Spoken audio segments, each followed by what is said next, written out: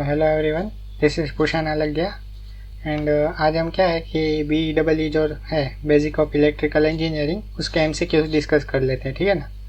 तो उसमें first module है DC सर्किट, ठीक है। DC माने कि डायरेक्ट करंट, ठीक है। इस चैप्टर को हम तो दो पार्ट में डिवाइड कर लेंगे, ठीक है ना। एक पार्ट ऐसा होगा कि जिसमें हम जो बेसिक टर्म्स है, जो करंट है, रेजिस्टेंस है, वो सारे बेसिक टर्म्स डिस्कस करेंगे। और दूसरे पार्ट्स में उस पर जो थियरम्स है, नॉर्टन थियरम है, थेवेनिन थियरम है, ठीक है ना, वो सारे थियरम्स हम दूसरे पार्ट में डिस्कस करेंगे, ठीक है।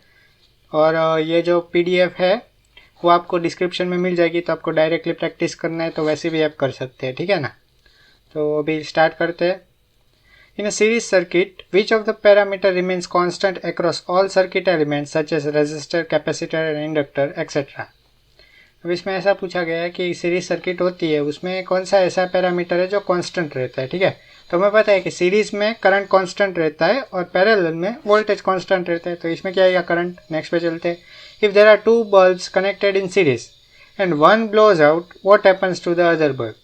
अब सीरीज में जब भी कोई एक चीज़ में अगर कनेक्शन ब्रेक हो जाता है तो सारा मीन्स करंट फ्लो नहीं हो पाएगा, ठीक है ना। इसलिए दूसरा बल्ब में करंट नहीं जाएगा तो वो भी ग्लो नहीं करेगा। तो इसमें क्या है, अदर बल्ब स्टॉप्स ग्लोइंग, ठीक है। अभी नेक्स्ट पे चलते हैं। Voltage across a series resistor circuit is proportional to. अब voltage across a series resistor, अब सीरीज रेजिस्टर है ना, उसमें हर एक रेजिस्टर पे voltage drop means potential drop होता है, ठीक है। तो उसमें क्या होता है कि सीरीज में हर एक मीन्स रेजिस्टेंस पे डिपेंड करता है कि कितना ड्रॉप हुआ है, ठीक है ना। नेक्स्ट पे चलते हैं। Many resistors connected in series will, तो इसमें ऐसा पूछे कि divide the voltage proportionally among all the resistance, divide the current proportionally, increase the source voltage in proportion और reduce the power to zero. अब सीरीज में क्या होता है कि जितने भी रेजिस्टर होते हैं उतना पोटेंशियल जो है वो डिवाइड होता है, ठीक है। तो इसमें क्या है, डिवाइड द वोल्टेज प्रोपोर्शनली, ठीक है। नेक्स्ट पे चलते हैं। What is the voltage measured across a series short. Series short mean क्या, आपने सर्किट है उसको शॉर्ट कर दिया, ठीक है। तो उस पर अगर आप वोल्टेज मेजर करोगे, वोल्टेज मीन्स क्या होता है, पोटेंशियल डिफरेंस। एक पॉइंट से दूसरे पॉइंट के बीच में कितना पोटेंशियल डिफरेंस है वो मेजर करते हैं, ठीक है ना। तो जब भी वो मेजर करते हैं और शॉर्ट सर्किट हो गया है तो उसमें पोटेंशियल डिफरेंस तो है वो तो जीरो ही आने वाला है, ठीक है। तो इसमें क्या है, जीरो। नेक्स्ट पे चलते हैं। What happens to the current in the series circuit if the resistance is doubled. अब रेजिस्टेंस और करंट का जो रिलेशन है वो ओम्स लॉ से दिया गया है, ठीक है ना, V = IR। तो इसमें ऐसा बोला जा सकता है कि करंट है ना वो इन्वर्सली प्रोपोर्शनल टू रेजिस्टेंस है। तो अगर रेजिस्टेंस डबल हो जाता है तो करंट हाफ हो जाएगा, ठीक है। नेक्स्ट पे चलते हैं। वोल्टेज अक्रॉस 60 ओम रेजिस्टेंसेस। अब इस सर्किट में क्या, दो रेजिस्टेंस दिए, एक 60 ओम एक 40 ओम, ठीक है। 60 ओम रेजिस्टेंस को शॉर्ट सर्किट कर दिया। शॉर्ट सर्किट कैसे किया, एक पॉइंट है इधर और दूसरा पॉइंट है इधर। अब ऐसे एक वायर डायरेक्टली कनेक्ट कर दिया, ठीक है। तो इधर तो कोई करंट फ्लो होना ही नहीं चाहेगा, ठीक है, क्यों, क्योंकि इधर रेजिस्टेंस है और सभी जितना भी करंट है वो इधर से फ्लो हो जाएगा। तो ये क्या बोल रहा है कि वोल्टेज अक्रॉस 60 ओम रेजिस्टेंस, अब शॉर्ट सर्किट कर दिया, ठीक है ना। अब हमें पता है सीरीज में जब भी शॉर्ट सर्किट करते हैं तो उस पर कोई पोटेंशियल ड्रॉप होता ही नहीं। अब इधर वोल्टेज का मतलब क्या है, पोटेंशियल ड्रॉप बोला गया है। तो पोटेंशियल ड्रॉप इधर 0 वोल्ट होगा, ठीक है। तो इसमें क्या आएगा, 0 वोल्ट। नेक्स्ट पे चलते हैं। Voltage across 6 ohm resistor is, इसमें 3 रेजिस्टर दिए है, ठीक है ना, 6 ओम, 15 ओम और 12 ओम। अभी वोल्टेज ड्रॉप अगर फाइंड करना हो तो पहले आपको इक्विवेलेंट रेजिस्टेंस फाइंड करना होता है, ठीक है। तो 15 और 12 तो होता है 27 और 6 करते 33 ओम टोटल रेजिस्टेंस हुआ, ठीक है। अब उसको 150 वोल्ट से सप्लाई से कनेक्ट किया है, मीन्स क्या, 150/33, तो उतना एम्पियर करंट मिल जाएगा, ठीक है ना। और जो भी करंट मिला उसको अगर आप कॉरस्पॉन्डिंग रेजिस्टेंस से मल्टीप्लाई करोगे तो उधर का पोटेंशियल ड्रॉप मिल जाएगा, ठीक है। तो इधर क्या होगा कि 150/33 करेंगे, ठीक है। तो जो भी मिला उसको 6 से मल्टीप्लाई कर लेंगे तो क्या आएगा, 27.27। नेक्स्ट पे चलते हैं। If two bulbs are connected in parallel, one bulb blows out, what happens to the other bulb. अब एक चीज याद रखनी है, जब ये पैरेलल में कनेक्शन होना तो करंट डिवाइड हो जाता है, ठीक है ना। तो एक में अगर करंट नहीं जाएगा तो दूसरे में तो करंट जाएगा ही, ठीक है ना। मीन्स एक अगर बल्ब है वो ब्लो आउट मीन्स उधर सर्किट ब्रेक हो गई, दूसरा जो करंट का पाथ होता है उधर तो करंट जाएगा ही, ठीक है। तो इसमें क्या आएगा, second bulb will continue to glow with same brightness, ठीक है। नेक्स्ट पे चलते हैं। In a parallel circuit with a number of resistors the voltage across each resistor is. अब वोल्टेज है ना वो हमेशा पैरेलल में सेम रहती है, ठीक है। जैसे सीरीज में करंट सेम रहता है वैसे वोल्टेज पैरेलल में सेम रहती है, ठीक है। तो इसमें क्या है, same of for all resistors. Current in each branch of a parallel circuit is proportional to. अब पैरेलल सर्किट होता है उसमें करंट है ना वो जो रेजिस्टर्स है उस पर डिपेंड करता है, ठीक है ना। जितना बड़ा रेजिस्टर्स होगा उधर उतना ही कम करंट फ्लो होगा, ठीक है ना। तो इसमें क्या है, proportional to the value of resistors. Next पे चलते हैं। The currents in the 3 branches of a parallel circuit are 3 ampere, 4 ampere and 5 ampere. What is the current leaving it. अब आपको एक चीज याद रखनी है, जितना करंट एंटर होगा उतना ही करंट आउट में जाएगा, मीन्स, ठीक है। जितना इन उतना आउट, ये किरचॉफ्स का लॉ है, ठीक है ना। तो इसका मतलब क्या है, 3 एम्पियर, 4 एम्पियर, 5 एम्पियर, तो टोटल कितना हुआ 5 4 9 और 3 12, तो 12 एम्पियर बाहर जाएगा। नेक्स्ट पे चलते हैं। Voltage across the open circuit. अब ये क्या किया, इधर ओपन सर्किट बना दिया है, ठीक है ना। तो कभी भी पैरेलल में अगर ओपन सर्किट बनता है तो भी ये जो पोटेंशियल डिफरेंस है ना वो तो सेम ही रहेगा। क्यों, क्योंकि ये जो पोटेंशियल डिफरेंस हम मेजर कर रहे हैं वो इस 10 ओम का भी है ना, वो भी सेम रहेगा, और इधर जो पोटेंशियल डिफरेंस है वो भी सेम रहेगा, ठीक है ना। तो अगर सीरीज में 0 हो जाता है, पर जब भी पैरेलल में होता है तो उसमें क्या होता है, जो इस रेजिस्टेंस के अक्रॉस पोटेंशियल डिफरेंस है वही पोटेंशियल डिफरेंस इस ओपन सर्किट के अक्रॉस होगा, ठीक है। तो इसमें क्या है, 100 वोल्ट। नेक्स्ट पे चलते हैं। तो वोल्टेज अक्रॉस शॉर्ट सर्किट। अब शॉर्ट सर्किट में क्या होता है कि ये करंट सारा है ना इधर से पास हो जाएगा, ठीक है। और अगर करंट सारा इधर से पास हो रहा है, 12 ओम पे कोई वोल्टेज ड्रॉप हो ही नहीं रहा है, मीन्स क्या कि सारा करंट इधर से पास हो रहा है। तो इस और इस ये जो दो एंड है उसके बीच में पोटेंशियल 0 होगा, मीन्स पोटेंशियल ड्रॉप, जो वोल्टेज ड्रॉप है वो 0 होगा। ये जो शॉर्ट सर्किट है उसके अक्रॉस भी जो पोटेंशियल ड्रॉप है 0 वोल्ट होगा, ठीक है। नेक्स्ट पे चलते हैं। If the current through x ohm resistance in the circuit is 5 ampere, find the value of x। अब ये बोला है कि जो x ओम को जो रेजिस्टर है उस पर करंट 5 एम्पियर फ्लो हो रहा है, तो आपको x ओम मीन्स जो रेजिस्टर है उसका रेजिस्टेंस फाइंड करना है, ठीक है। तो इसमें पहले क्या करेंगे, इक्विवेलेंट रेजिस्टेंस निकाल लेंगे। तो x into 12 upon x plus 12 ये इसका इक्विवेलेंट रेजिस्टेंस है, 135 वोल्ट से कनेक्ट किया है, ठीक है। तो V equal to I R, Ohm's law लगा देंगे तो इसका आंसर मिल जाएगा 27 ओम। नेक्स्ट पे चलते हैं। It is preferable to connect bulbs in series और इन पैरेलल। अभी आपको एक चीज याद रखनी है, जब भी बल्ब कनेक्ट कर रहे हैं तो हमेशा पैरेलल में ही करना चाहिए। क्यों, क्योंकि कोई भी अगर मल्टीपल बल्ब्स है तो कोई भी एक बल्ब अगर फ्यूज आउट हो जाता है, मीन्स उधर कनेक्शन ब्रेक हो जाता है, तो दूसरा बल्ब ग्लो करना चाहिए, ठीक है ना। In order to do that we have to connect in parallel. Okay, next पे चलते हैं। Batteries are generally connected in. अब बैटरीज है ना वो कोई भी सर्किट हो वो जनरली सीरीज में ही कनेक्ट होता है, ठीक है। तो ये भी आपको याद रखना है। नेक्स्ट पे चलते हैं। In a dash circuit the total resistance is greater than the largest resistance in the circuit. अब ऐसा कौन सी सर्किट है जिसमें अगर टोटल मीन्स फाइनल रेजिस्टेंस की वैल्यू फाइंड करे, टोटल रेजिस्टेंस की वैल्यू, तो वो जो लार्जेस्ट रेजिस्टेंस है उससे भी ग्रेटर है। तो हमें पता है सीरीज में क्या होता है, सारे रेजिस्टेंस का एडअप होता है, तो जो एडिशन आएगा वो हमेशा जो वैल्यूज होती है, इनिशियल वैल्यूज होती है, उससे तो बड़ा ही आएगा, ठीक है। तो इसमें क्या आएगा, सीरीज। नेक्स्ट पे चलते हैं। In a dash circuit the total resistance is smaller than the smallest resistance in the circuit. अब ये है ना पैरेलल में होता है, अब ये आपको याद रखना है। क्यों, पैरेलल में कैसे होता है equivalent resistance, 1 upon R equivalent is equal to 1 upon R1 plus 1 upon R2, और जितने भी रेजिस्टेंस है उतना, ठीक है ना। तो 1 अपॉन है ना, तो क्या होता है जो स्मॉलेस्ट रेजिस्टेंस होता है उससे भी स्मॉल हमको वैल्यू मिलती है, ठीक है ना। तो ये किस में आएगा, पैरेलल में। नेक्स्ट पे चलते हैं। अब इसमें इक्विवेलेंट करंट क्या आएगा, तो ये किरचॉफ लॉ है, ठीक है ना, Kirchhoff current law. The current entering the loop is equals to current going out of the loop, ठीक है। इसका मतलब क्या है, इधर 5 एम्पियर और 10 एम्पियर एंटर हुआ तो कितना जाएगा, तो इसका एडिशन जाएगा, तो 5 प्लस 10 15 एम्पियर जाएगा, ठीक है। नेक्स्ट पे चलते हैं। Calculate the current through 20 ohm resistance. अब दो रेजिस्टेंस दिए, 10 ओम और 20 ओम, दोनों पैरेलल में कनेक्शन है, ठीक है। अब ये है ना करंट सोर्स है, ठीक है। ये जब एक एरो ड्रॉ किया हो तो ये करंट सोर्स होगा, और दो लाइंस ड्रॉ किया हो वो वोल्टेज सोर्स होगा, ठीक है ना। अब करंट सोर्स है और आपको 20 ओम रेजिस्टेंस है, उससे आपको करंट फाइंड करना है। अब आपको पता है ये आपको है ना पहले टोटल रेजिस्टेंस फाइंड करना है। 10 और 20 पैरेलल में है तो क्या आएगा, 10 इंटू 20 अपॉन 10 प्लस 20, तो 200/30 ओम वो इक्विवेलेंट रेजिस्टेंस हो जाएगा। अब आपको पता है करंट कितना है, तो 200/30 ओम रेजिस्टेंस में से 1 एम्पियर करंट पास हो रहा है, तो उसका वोल्टेज कितना होगा, तो 200/30 आएगा। तो हमको पता चल जाएगा कि इस पॉइंट और इस पॉइंट के बीच में 230 वोल्ट पोटेंशियल डिफरेंस है। अब अगर पोटेंशियल डिफरेंस पता चल गया तो हम डायरेक्टली करंट फाइंड कर सकते हैं। कैसे कि 200/30 इंटू 1/20, तो क्या आएगा 10/30। अब 10/30 क्या होता है 0.33। ठीक है, नेक्स्ट पे चलते हैं।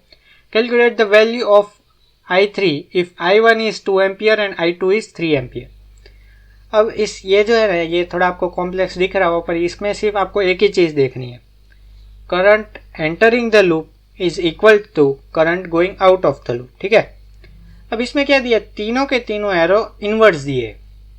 अब ऐसा तो पॉसिबल नहीं है कि आप तो सभी करंट को डाल दो और वो किधर भी जा ही नहीं रहा, तो उधर करंट फ्लो ही नहीं होगा। तो आपको क्या करना है कि अगर आपको इन दोनों के वैल्यू पॉजिटिव दे दी है 2 एम्पियर और 3 एम्पियर, तो आपको ऐसा मानना पड़ेगा कि I3 की डायरेक्शन है ना वो इससे ऑपोजिट होगी। अब जब भी डायरेक्शन को ऑपोजिट आपको दिखाना हो तो आपको क्या करना है, जो डायरेक्शन होती है ना उसको नेगेटिव से, मीन्स जो वैल्यू होती है उसको नेगेटिव दिखाना है। ठीक है ना, तो जो आंसर आएगा ना वो नेगेटिव आएगा। वो हमको एक चीज पता चल गई। अब आंसर क्या आएगा, तो हमें पता है कि जितना भी करंट एंटर होता है उतना ही करंट बाहर जाता है। ठीक है, तो इसमें क्या आएगा 2 + 3 तो -5 एम्पियर। ठीक है, नेक्स्ट पे चलते हैं।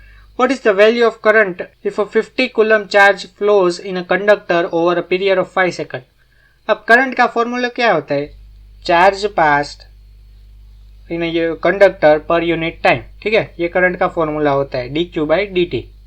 तो आप इधर दिया गया है कि 50 कूलम चार्ज पास हुआ और 5 सेकंड लगी। ठीक है, तो करंट क्या आएगा 50/5 10 एम्पियर। नेक्स्ट पे चलते हैं। KCL deals with the conservation of. अब KCL means Kirchhoff's current law है, तो उसको एक किसका कंजर्वेशन के ऊपर से वो बनाया गया है, तो हमें पता है वो चार्ज कंजर्वेशन के लॉ से बनाया गया है। ठीक है ना, कि जितना चार्ज मीन्स जितना करंट एंटर हुआ उतना ही करंट बाहर जाएगा। ठीक है, नेक्स्ट पे चलते हैं। KCL is applied at. अब करंट लॉ है ना वो एक हमेशा नोड पे अप्लाई होता है। नोड मीन्स क्या, जहाँ पे मल्टीपल कनेक्शंस एक पॉइंट में मीट कर रहे हो। ठीक है ना, उसको नोड बोलते हैं। ठीक है, तो KCL is applied at node. Next पे चलते हैं। KCL can be applied for. अभी नोड होता है ना वो प्लानर भी हो सकता है, नॉन प्लानर भी हो सकता है। इसका मतलब क्या है, अक्सर आप अगर सर्किट बना रहे हो, ठीक है, तो वो सर्किट आप 3D में भी बना सकते हो, 2D में भी बना सकते हो। 3D मीन्स क्या, आपने जैसे क्यूब अरेंज कर दिया, ठीक है, और उस सारे वायर्स है, क्यूब का जितनी भी लेंथ वाला है पार्ट, जितनी भी एज है वो सारे वायर्स है। ठीक है, तो वो भी एक सच नोड ही है। ठीक है, सभी एक एक पॉइंट ले तो वो एक नोड ही हो जाएगा। ठीक है, तो वो प्लानर भी है, मीन्स 2D प्लेन में भी बना सकते हो, और non planner means 3D plane में भी बना सकते हैं। ठीक है ना, ये दोनों प्लेन में अप्लाई हो सकता है। ठीक है, ठीक है, KCL। नेक्स्ट पे चलते हैं। KVL that is Kirchhoff voltage law deals with the conservation of. अब अभी हमने देखा कि KCL है वो चार्ज कंजर्वेशन पे से डील करता है, वैसे ही KVL है वो एनर्जी कंजर्वेशन से डील करता है। ठीक है, नेक्स्ट पे चलते हैं। The sum of the voltages over any close loop is equal to. अब किरचॉफ लॉ क्या कहता है कि sum of the voltage across any close loop is equals to 0। ठीक है, तो इसमें क्या आएगा 0 वोल्ट। अब ये अच्छा क्वेश्चन है, कैसे, every dash is a dash but every dash is not a dash. अब मैश होता है ना वो स्मॉलेस्ट इंडिविजुअल सर्किट होता है, उसको मैश बोलते हैं। ठीक है, मीन्स एक लूप अगर हम कंप्लीट करते हैं, ठीक है, तो जो स्मॉलेस्ट लूप पॉसिबल होता है ना वो मैश होता है। तो उसका मतलब क्या है, every mesh is a loop but every loop is not a mesh. ठीक है, तो इसमें ये ऑप्शन आएगा। नेक्स्ट पे चलते हैं। Which of the following is not expression of power. अब पावर क्या है, आपको एक ही फॉर्मूला याद रखनी है पावर की, V इंटू आई, वोल्टेज इंटू करंट। अब V की जगह पे IR रख देंगे तो I²R हो जाएगा, तो सेकंड फॉर्मूला भी वैलिड है। और I की जगह V/R रखते तो V²/R आ जाएगा, थर्ड फॉर्मूला भी वैलिड है। और फोर्थ फॉर्मूला है वो इनवैलिड है। ठीक है, तो इसमें क्या आएगा D ऑप्शन। नेक्स्ट पे चलते हैं। Kilowatt hour is a unit of. अब किलोवाट आर है ना वो हमेशा पावर का यूनिट होता है। ठीक है, नेक्स्ट पे चलते हैं। Current of 5 ampere flows in a resistor of 2 ohm. Calculate the energy dissipated in 300 second in the resistor.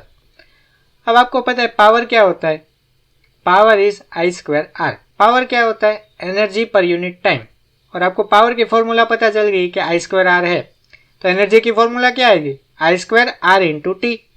तो I² मीन्स क्या, 5 एम्पियर है मीन्स 25 हो गया आई स्क्वायर, आर मीन्स 2, 25 इंटू 2 50 और टी तो 300 सेकंड दिया है, ठीक है। अब 50 इंटू 300, ठीक है, तो वो क्या आएगा 15 इंटू 1000 मीन्स 15,000 जूल आएगा, ठीक है। अब 15,000 जूल मीन्स क्या 15 किलो जूल, तो इसमें क्या आएगा ऑप्शन है। नेक्स्ट पे चलते हैं, calculate the power across each 20 ohm resistor. अब जब भी सीरीज में दिया हो तो आपको एक चीज याद रखनी है, करंट कांस्टेंट रहता है। अभी एक चीज है मैं आपको शॉर्टकट दे देता हूँ, ठीक है। पावर में जब भी कोई भी क्वेश्चन आए, अगर सीरीज सर्किट दी हो तो जो चीज कांस्टेंट रहती है ना उससे पावर मेजर करते हैं। सीरीज में क्या कांस्टेंट रहता है, सीरीज में करंट कांस्टेंट रहता है, तो उससे पावर की फॉर्मूला कौन सी आई स्क्वायर आर यूज करेंगे। पैरेलल में कौन सा कांस्टेंट रहता है, पैरेलल में वोल्टेज कांस्टेंट रहता है, इसलिए उसमें पावर की फॉर्मूला कौन सी V square by R use करेंगे, ठीक है। तो इधर ये सीरीज कनेक्शन है तो इसमें कौन सा आई स्क्वायर आर फॉर्मूला यूज करेंगे। पहले इक्विवेलेंट रेजिस्टेंस तो वो 40 ओम और वोल्टेज दिया है 200 वोल्ट, तो करंट कितना 5 एम्पियर फ्लो होगा। अब ये जो रेजिस्टर है उसके अक्रॉस पावर देखते हैं तो आई स्क्वायर आर होता है। आई स्क्वायर आर मीन्स क्या 25 इंटू 20 तो क्या होता है 500, तो इसमें 500 वोल्ट आएगा। और वही इसमें भी ऐसा ही होगा क्योंकि सीरीज में करंट वो है वो कांस्टेंट रहता है, इसलिए इसमें भी 25 इंटू 20 तो इसमें भी 500 वोल्ट आएगा। नेक्स्ट पे चलते हैं, calculate the power across each resistor. अब ये दोनों रेजिस्टर पैरेलल में कनेक्ट किया। पैरेलल में मैंने आपको क्या बताया कि कौन सी चीज कांस्टेंट रहती है उसकी फॉर्मूला यूज करनी है। पैरेलल में वोल्टेज कांस्टेंट रहता है, ठीक है, तो उसमें पावर में वोल्टेज वाली फॉर्मूला यूज करनी है, P equal to V square by R. तो V square by R use करते हैं तो पहले हमको क्या फाइंड करना पड़ेगा कि ये जो पॉइंट है और ये जो पॉइंट है उसके बीच में पोटेंशियल डिफरेंस कितना है, तो हमें पता है वो 100 वोल्ट है, ठीक है। अभी वी स्क्वायर बाय आर करते हैं ना, तो V square means 100 square that is 10 raise to power 4 upon R means 10, तो वो 10 रेज टू पावर 3 वॉट हो जाएगा। अब 10 raise to power 3 watt means क्या 1 किलो वॉट, तो इसमें क्या आएगा बी ऑप्शन। नेक्स्ट पे चलते हैं, calculate the work done in a resistor of 20 ohm carrying 5 ampere of current in 3 hours. अब आपको वर्क डन फाइंड करना है। वर्क डन का मतलब क्या होता है, पावर इंटू टाइम, जितना पावर यूज हो आप इंटू टाइम, ठीक है ना, वो वर्क डन की फॉर्मूला है, ठीक है। अभी देखते हैं resistor of 20 ohm carrying 5 ampere, तो 20 ओम मीन्स आपको रेजिस्टेंस दिया है और 5 एम्पियर मीन्स करंट दिया है, तो आप कैसे पावर निकाल सकते हो आई स्क्वायर आर।